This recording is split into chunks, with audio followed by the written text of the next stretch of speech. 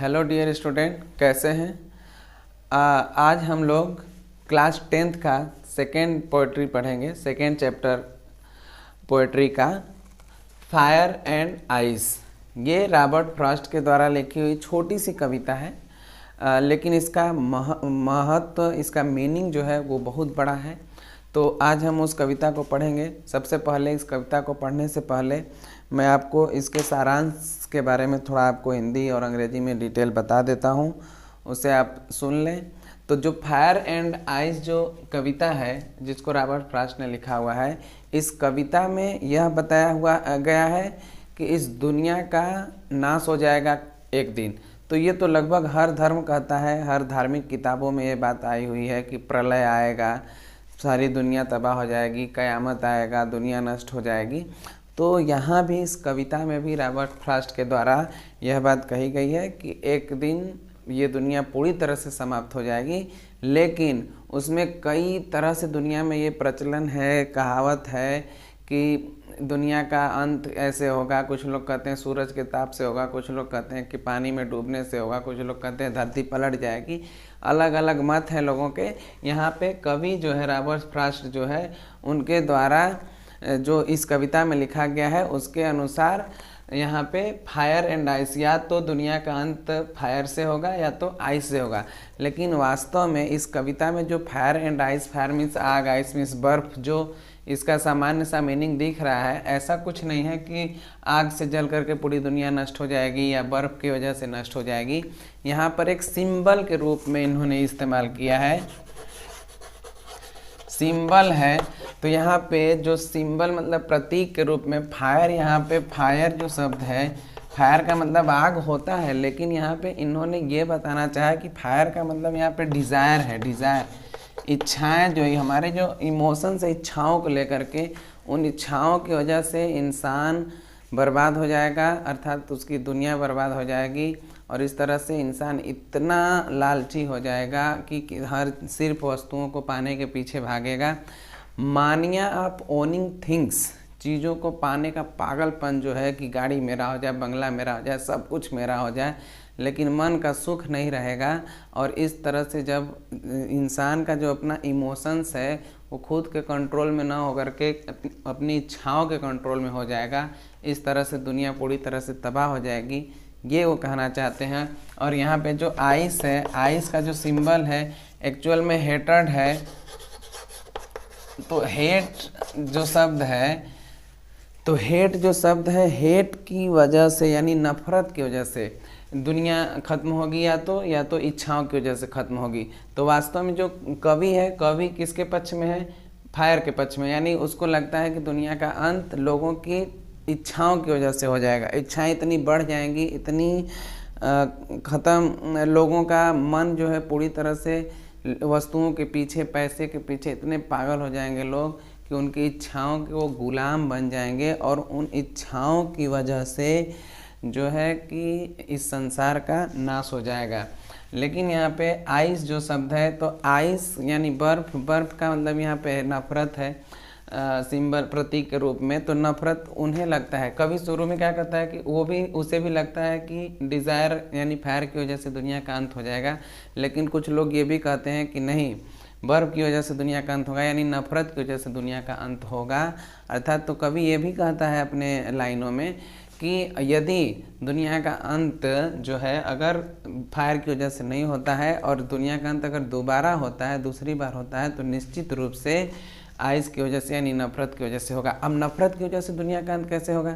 अभी आप देख सकते हैं पूरी दुनिया में लोगों को, जैसे अगर आप दूसरे देशों में देखें तो वहाँ पे गोरे और काले का झगड़ा चल रहा है, धर्म को लेकर के झगड़ा चल रहा है, अमीर गरीब को लेकर के झगड़ा चल रहा है। लोग एकदम एक दूसरे, उनका इमोशन उनके कंट्रोल में नहीं है, चीज़ें उनको दिख रही हैं कि गलत हैं, लेकिन धार्मिक पागलपन इस तरह से लोगों के दिमाग में चढ़ गया है कि वो दूसरे धर्म के, दूसरे जाति के लोगों से नफरत कर रहे हैं, उन्हें मारना पीटना चाहते हैं। कोई भी धर्म, सब एक दूसरे के नुकसान के बारे में सोच रहे हैं। जबकि वास्तविक धर्म क्या है? धर्म ये है कि हम हर धर्मों का सम्मान करें, उनकी आस्था का सम्मान करें, उनके पूजा पाठ करने के तरीक़ों का सम्मान करें और एक दूसरे की इज्जत करें और इंसान बन के रहें, एक दूसरे की मदद करें।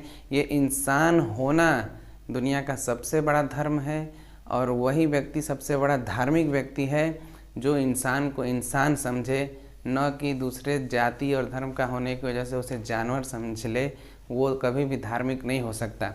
पहले लोग अपने धर्म के अनुसार, आस्था के अनुसार पूजा पाठ करते थे, नमाज करते थे, इस तरह से उसे धार्मिक कहा जाता था। आज क्या पागलपन हो गया है, दूसरे धर्म को जितना बुरा कह लो तो अपने धर्म को अच्छा कहने के लिए दूसरे का धर्म बुरा है।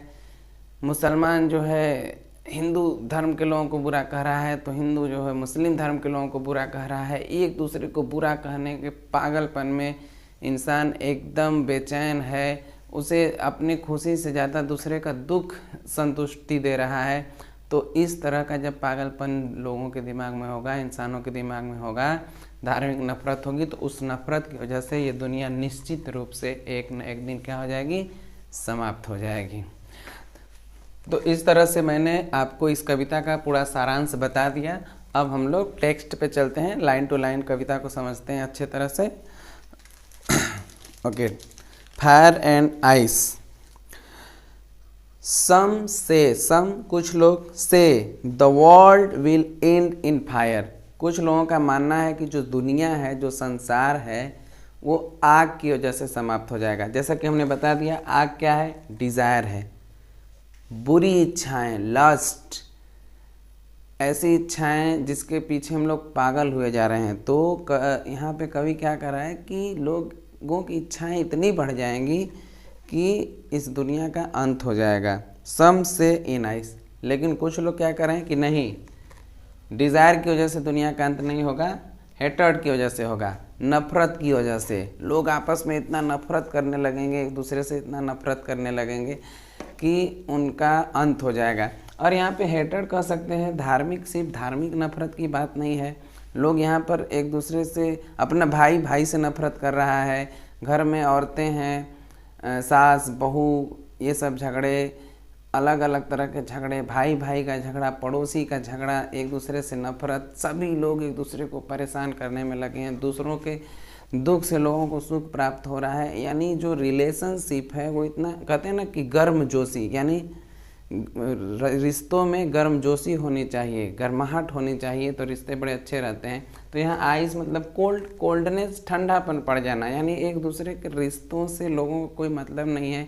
लोग अकेले रहना, अकेले ही खुद का जीवन को अच्छा समझ रहे हैं, उन अकेले रहने को ही बहुत ही संतुष्टि भरा समझ रहे हैं। तो ये जो रिलेशनशिप में जो दूरी आई है, जो अलगाव आया है, यानी ये जो नफ़रत बढ़ी है, इससे दुनिया का अंत हो जाएगा। From which I have tasted of desire. कवि क्या कर रहा है कि कवि को जो लगता है, फ्रॉम विच जो उसे लगता है, आई हैव टेस्टेड ऑफ डिज़ायर, कि जो मुझे जहाँ तक लगता है कि दुनिया का अंत जो है डिज़ायर से होगा, यानी फायर से होगा। कवि को क्या लगता है, कवि किसके तरफ है, ये क्वेश्चन भी आ सकता है कि कवि किसके तरफ है, तो कवि है फायर की तरफ। उसे लगता है कि दुनिया का अंत डिज़ायर से होगा, इच्छाओं की वजह से दुनिया का अंत हो जाएगा। आई hold with those who favour fire. कह रहा मैं उनकी तरफ हूँ, यानी उन व्यक्तियों के सपोर्ट में मैं हूँ जिन्हें ये लगता है कि दुनिया का अंत डिज़ायर की वजह से होगा। तो यहाँ पे हम इसको फिर से समझ लेते हैं कि in the first stanza of the poem, इस कविता के पहले स्टेंजा में द पोएट रॉबर्ट फ्रॉस्ट, जो हमारे कवि हैं इस कविता के, Robert Frost, tells us, expresses his ideas about the end of the world. इस दुनिया के समाप्त होने का, ख़त्म होने का, डिस्ट्रक्शन, तबाह होने के बारे में बताते हैं। ही टेल्स अस दैट, वो हमें बताते हैं कि the world will end one day, कि एक न एक दिन इस दुनिया का अंत हो जाएगा। And it will end due to fire. According to the poet is in the favour of those, उनकी तरफ कवि है, दोज हु सेज, जो कहते हैं कि इस दुनिया का अंत किससे होगा, फायर से होगा। तो कभी भी उन्हीं के पक्ष में है। अगली line, but if it had to perish twice, perish नष्ट होना, तबाह होना करा, लेकिन यदि इस दुनिया का अंत दोबारा हुआ तो आई थिंक, तो मुझे लगता है, आई नो एनफ ऑफ हेट, तो मुझे लगता है कि हाँ निश्चित रूप से अगर दुनिया का दोबारा अंत होता है तो उसका कारण हेट होगा, नफरत होगी। तो यहाँ पे जैसा आइस, आइस का मतलब नफरत, नफरत होगी, यानी लोग इतना नफरत करने लगेंगे एक दूसरे से आपस में कि वो एक दूसरे को मार डालेंगे। जैसे युद्ध देख लीजिए, अभी देखिए युद्ध, ये रूस और यूक्रेन का युद्ध चल रहा है, किस चीज़ के लिए? युद्ध का कारण भी क्या है? डिज़ायर है, इच्छाएं इतनी बढ़ गई हैं कि हम उनसे बलशाली हैं, दिखावा करना है, बलशाली दिखाने में एक दूसरे को लोग मार रहे हैं, काट रहे हैं, युद्ध चल रहे हैं हर जगह पे, कहीं हर जगह पे हमले हो रहे हैं, लोग मिसाइल छोड़ रहे हैं एक दूसरे को, मानव जाति का दुश्मन बना बैठा है। तो इसी तरह से अगर ऐसा होगा, दोबारा दुनिया अगर नष्ट होगी, तबाह होगी, तो निश्चित रूप से उसका कारण बर्फ होगा, आइस होगा। तो I think I know enough of it to say that for destruction ice is also great. कह रहा है कि हाँ, तो अगर दोबारा दुनिया तबाह होती है तो मैं ये कह सकता हूँ कि निश्चित रूप से जो नफ़रत है वो दुनिया को तबाह करने के लिए पर्याप्त है। यानी अगर इंसान से नफ़रत करने लगेगा तो दुनिया को तबाह होने से कोई रोक नहीं सकता।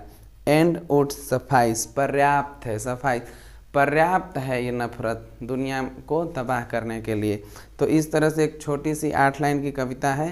तो एक बार पुनः हम आपको इसे रिवाइज करा देते हैं, इसे करा देते हैं, इंग्लिश टू हिंदी कर देते हैं आपका। तो some say the world will end in fire, some say in ice, from what I have tasted of desire I hold with those who favour fire.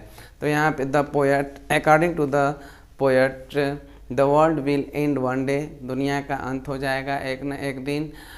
Here the poet wants to tell us, कवि हमसे यह कहना चाहता है कि the world will end, the world will destroy due to fire, means due to desire.